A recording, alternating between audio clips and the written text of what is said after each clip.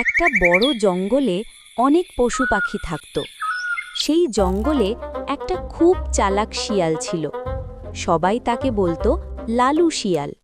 লালু খুব বুদ্ধিমান ছিল, কিন্তু সে একটু লোভী ছিল। সে সবসময় ভাবত কিভাবে অন্যদের ঠকিয়ে খাবার পাওয়া যায়। একদিন জঙ্গলে খাবার কমে গেল। সব পশু খুব চিন্তায় পড়ে গেল। হরিণ বলল, আমরা সবাই মিলে খাবার খুঁজতে যাব। খরগোশ বলল, একসাথে থাকলে বিপদ কম হবে। কিন্তু শিয়াল মনে মনে বলল, তোমরা যাও, আমি নিজের বুদ্ধিতে খাবার জোগাড় করব। সেই রাতে শিয়াল জঙ্গলের বাইরে গেল। হাঁটতে হাঁটতে সে একটা গ্রামের কাছে পৌঁছাল। হঠাৎ সে দেখল একটা বাড়ির পাশে অনেক মুরগি ঘুরছে। শিয়ালের চোখ চকচক করে উঠল।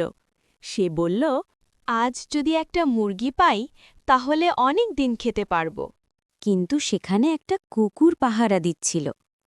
শিয়াল ভয় পেয়ে